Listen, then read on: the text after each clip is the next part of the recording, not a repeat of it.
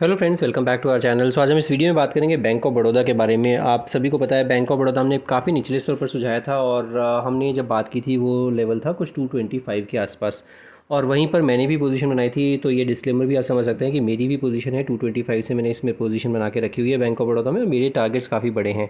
तो इसमें बिल्कुल मैं जल्दबाजी नहीं करूँगा, नहीं ही निकलूँगा, और निकलता भी हूँ तो मैं आपको सब कुछ ज़रूर शेयर करूँगा। तो इसी तरह के आइडियाज़ हमने पहले भी दिए हैं। हमने डी मार्ट बताया था, डी मार्ट तेज़ी से चलेगा, वो काफ़ी तेज़ चला भी है। इसी तरह से हीरो मोटोकॉर्प बताया था। इंडस टावर इनफैक्ट हमने काफ़ी नीचे स्तरों पर बताया था, और मैंने बताया था 270-80 एकदम चला जाएगा, और 270-80 के आसपास अभी आई थिंक 290 के आसपास पहुंच चुका है। तो इसी तरह से इंडस टावर, बजाज फाइनेंस हमने काफ़ी निचले स्तरों पर बताया था 6600 के आसपास आई थिंक।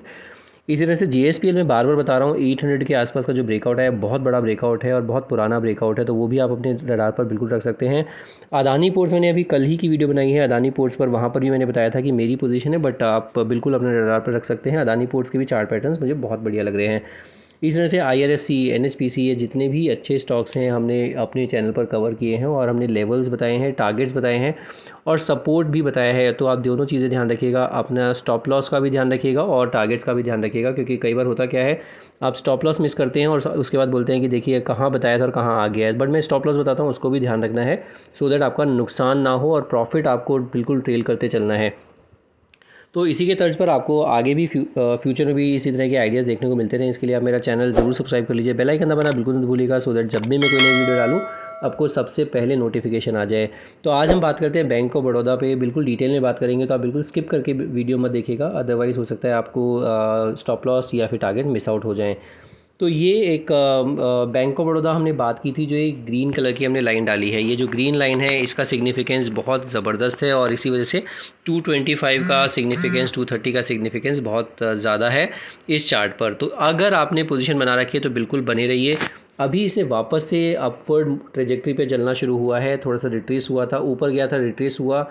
वो रिट्रेस भी कहाँ से हुआ, ऑलमोस्ट 285 तक गया, उसके बाद रिट्रेस होके कहाँ तक आया, 243-44 तक आया, और उसके बाद अब वापस रिज्यूम किया इसने अपवर्ड ट्रेजेक्ट्री। वो क्यों? क्योंकि इसने एक पैटर्न बनाया है जिसको बोलते हैं मॉर्निंग स्टार पैटर्न।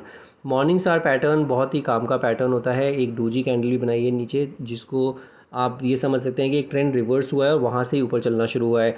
अगर आप देखते हैं कि अभी कल ही के सत्र में इसने अपना 20 डेमा को भी क्रॉस किया है, जो है 261 के बाद अब ये इसमें जो नेक्स्ट पड़ाव देखने को मिलेगा, वो नेक्स्ट पड़ाव हो सकता है आपको देखने को मिले 270, और 270 के बाद आपको ये देखने को मिलेगा 280, 290 तक भी जाएगा। तो इसमें सिर्फ it's a matter of time, but otherwise chart pattern बड़े ज़बरदस्त हैं। 20 डेमा को भी क्रॉस कर गया है, तो 50 को पहले रिज्यूम किया, 50 डेमा 255 है, उसके बाद इसने 261 को क्रॉस किया, और अब इसमें ये जो क्लोजिंग दी है 264 की क्लोजिंग दी है।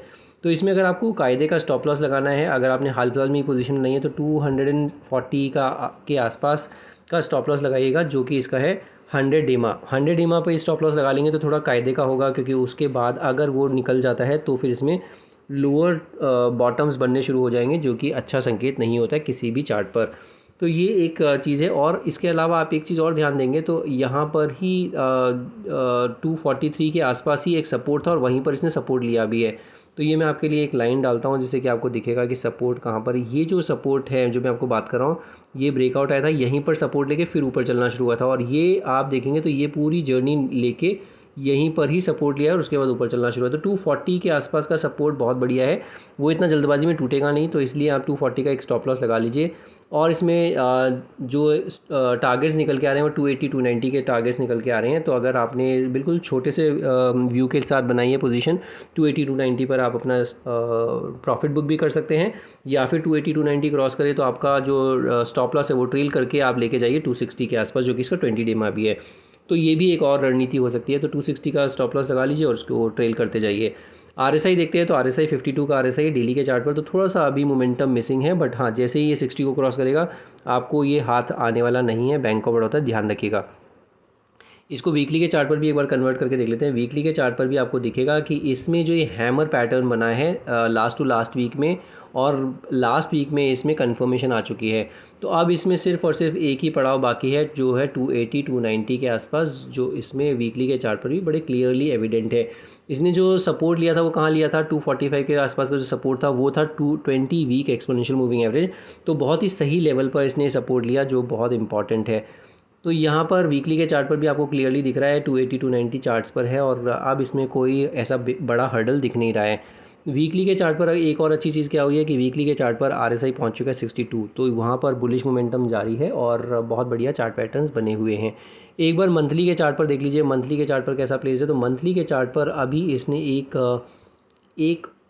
इसने इवनिंग स्टार पैटर्न बन सकता है, जो कि बियरिश पैटर्न होता है। बट अभी अगर नेक्स्ट मंथ में या इस मंथ में, अब जो नया मंथ शुरू हुआ है अप्रैल मंथ, अगर इसमें रेड कैंडल देगा तो ही थोड़ा सा बियरिशनेस रिज्यूम होगा इस पर्टिकुलर चार्ट पर, अदरवाइज़ नहीं। हालांकि आप देख सकते हैं जो इसमें 229 का सिग्निफिकेंस है, वो सिग्निफिकेंस ये है कि इसने 229 कब छुआ था, वो छुआ था 215 में। तो ऑलमोस्ट 9 साल पुराना ये ब्रेकआउट है। तो 9 साल पुराना ब्रेकआउट ऐसे व्यर्थ नहीं होगा, ऐसा नहीं होगा कि आपको फेक ब्रेकआउट दे दे।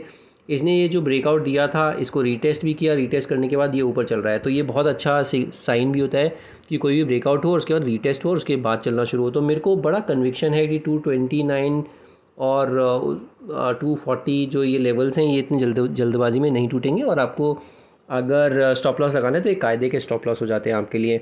अगर आप RSI देखते हैं मंथली के चार्ट पर, तो वहाँ पर भी 74 75 के आसपास का RSI, तो वो बहुत ही बढ़िया बुलिश मोमेंटम जारी है मंथली के चार्ट पर। और इसका जो बड़ा टारगेट निकल के आता है, जो इसका आप देखेंगे ये जो बड़ा टारगेट निकल के आता है, क्योंकि ये जो एक राउंडिंग बॉटम बनाया है इसने, ये जो बड़ा विशाल का राउंडिंग बॉटम बना है, इसके जो टारगेट निकल के आते हैं वो आते हैं 430 के आसपास के।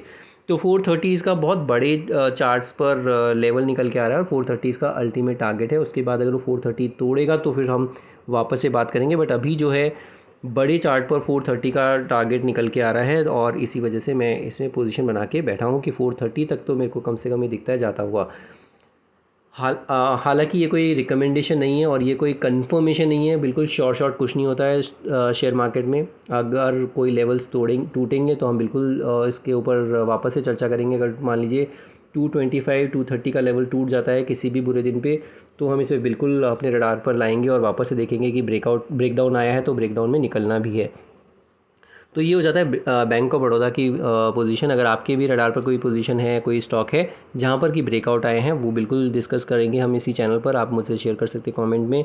अगर वीडियोस पसंद आ रही हैं, कंटेंट अच्छा लग रहा है, कुछ सीखने को मिल रहा है, तो आप लाइक ज़रूर कीजिए वीडियो को, बिकॉज़ आप वीडियोज़ को लाइक करेंगे तो थोड़ा सा इंकरेजमेंट मिलता है इसी तरह के एफर्ट्स लगाने का। और अपने दोस्तों के साथ ज़रूर शेयर कीजिएगा। अगर मेरे चैनल पर आप नए हैं और अभी तक आपने मेरा चैनल ही सब्सक्राइब नहीं किया है, तो मेरे चैनल को ज़रूर सब्सक्राइब कीजिए। आप चैनल पर आ ज़रूर रहे हैं, बट आप चैनल सब्सक्राइब नहीं करें, तो वो एक दरख्वास्त है कि आप चैनल को सब्सक्राइब भी कीजिए और बेल आइकन दबाना बिल्कुल मत भूलिएगा। आज की वीडियो में सिर्फ इतना ही। Will see you in the next video. Thank you so much for watching this video.